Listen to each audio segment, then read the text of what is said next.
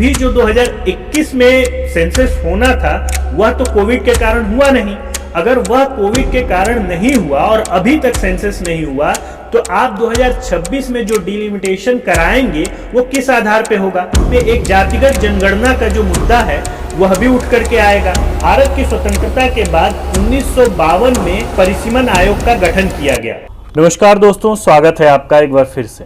दोस्तों, पिछले कुछ दिनों से एक विवाद चल रहा था कि नई संसद भवन का उद्घाटन प्रधानमंत्री मोदी क्यों कर रहे हैं।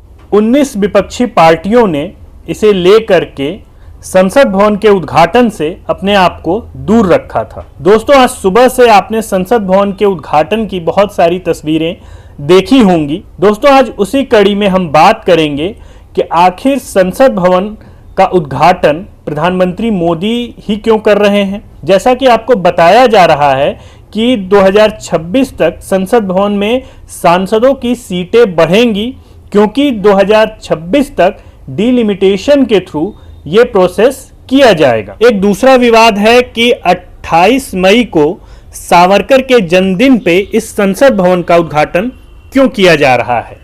हालांकि ये विचारधारा का प्रश्न है और इस पे लोगों को समझना चाहिए कि बीजेपी जिस तरह से अपनी विचारधारा को डिफेंड करती आई है और बीजेपी जिस तरह से अपनी विचारधारा को लेकर अस्पष्ट और उस पे हमेशा से अडिग रही है, उससे उसको हिलाना नामुमकिन है।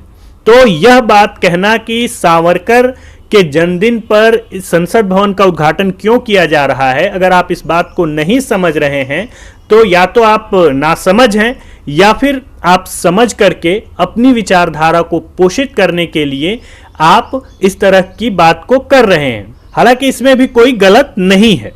दूसरी बात यह है कि संसद भवन का उद्घाटन इतनी जल्दीबाजी में क्यों किया जा रहा है, जबकि हम जानते हैं कि अभी संसद भवन में बहुत सारे काम होने बाकी हैं। इसके पीछे विपक्ष का यह आरोप है कि प्रधानमंत्री सब कुछ अपने नाम पर करना चाहते हैं। वे चाहते हैं कि मानसून सत्र नए संसद में हो। दोस्तों, सबसे पहला प्रश्न तो ये उठता है कि हमें संसद भवन की जरूरत क्यों है। जैसा कि बताया जा रहा है कि संसद भवन की जरूरत हमें इसलिए है क्योंकि 2026 तक जो परिसीमन पर एक कैप लगा हुआ है वो उठ जाएगा और उसके बाद देश में परिसीमन होगा और परिसीमन होने के बाद देश में सांसदों की सीटें बढ़ेंगी। सांसदों की सीटें आबादी पर तय होती रही हैं। हालांकि इंदिरा गांधी ने 1976 में, जो 1976 अंतिम बार परिसीमन हुआ था, वो भी 1971 के सेंसस पे, उसके बाद से सांसदों की सीटें नहीं बढ़ी हैं, क्योंकि उसके बाद लगभग 50 सालों तक इस पर एक तरह से रोक लगी थी। हालांकि 2026 के बाद वह रोक हट जाएगी और परिसीमन कराया जा सकता है, लेकिन सवाल यह है कि वह परिसीमन किस आधार पे होगा। जैसा कि मैंने अभी पहले बताया कि 1976 में जो परिसीमन हुआ था वो 1971 के सेंसस पे हुआ था, लेकिन अभी जो 2021 में सेंसस होना था वह तो कोविड के कारण हुआ नहीं। अगर वह कोविड के कारण नहीं हुआ और अभी तक सेंसस नहीं हुआ तो आप 2026 में जो डिलिमिटेशन कराएंगे वो किस आधार पे होगा? या तो मोदी गवर्नमेंट 2024 में या जो भी गवर्नमेंट चुन के आएगी उसे उस वक्त उसके तुरंत बाद सेंसस कराने होंगे और फिर डिलिमिटेशन कराना होगा। और अगर वो सेंसस करा रहे हैं तो उसमें एक जातिगत जनगणना का जो मुद्दा है वह भी उठ करके आएगा।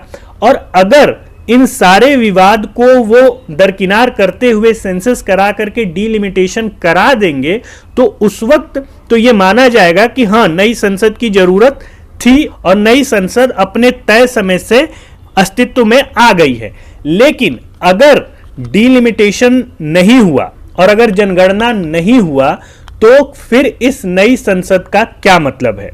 यह सवाल विपक्ष उठा रहा है और यह एक जायज सवाल है। भारत की स्वतंत्रता के बाद 1952 में परिसीमन आयोग का गठन किया गया, जिसमें यह तय किया गया कि समय समय पे परिसीमन कर करके जरूरत के आधार पे सांसदों की सीटें बढ़ाई जाएंगी। लेकिन 1976 का वह दौर याद करिए जब इंदिरा गांधी पूर्ण रूप से तानाशाह हो गई थीं और उन्होंने 1975 में ही इमरजेंसी लगा दी। इसके बाद 2026 में लगभग 50 साल हो जाएंगे जब डिलिमिटेशन की संवैधानिक दिक्कतें हैं वह ख़त्म हो जाएंगी, जिसके बाद डिलिमिटेशन किया जा सकता है और सांसदों की संख्या उसके बाद यह माना जा रहा है कि 250 से 300 सांसदों की संख्या बढ़ जाएगी। उस लिहाज से अगर देखा जाए तो नई संसद भवन का बनना सार्थक है और यह मांग समय समय पे हर दौर में होती रही है। एक वरिष्ठ पत्रकार जिनका नाम मैं नहीं मेंशन यहाँ करूँगा, उन्होंने बताया कि जब वह पार्लियामेंट कवर करते थे तो हर बार नई संसद भवन की फाइल संसद भवन के स्पीकर के सामने रखी जाती थी, लेकिन इसे बार बार टाल दिया जाता था क्योंकि उस वक्त समयावधि बहुत ज़्यादा थी और उन्हें ये लगता था कि अभी तो काफ़ी समय है, तो अभी हम क्यों इस प्रोजेक्ट पे काम करें। लेकिन यह मामला बहुत पुराना है जिसे नरेंद्र मोदी सरकार ने पूरा किया। अब आगे की जो प्रक्रियाएं हैं वह किस तरह से और कैसे पूरी होंगी यह तो भविष्य में ही पता चल पाएगा। तब तक के लिए आप सबका बहुत बहुत धन्यवाद। अगर यह वीडियो आपको अच्छा लगा तो इसे लाइक, शेयर और कमेंट के साथ सब्सक्राइब भी करें। के लिए नमस्कार।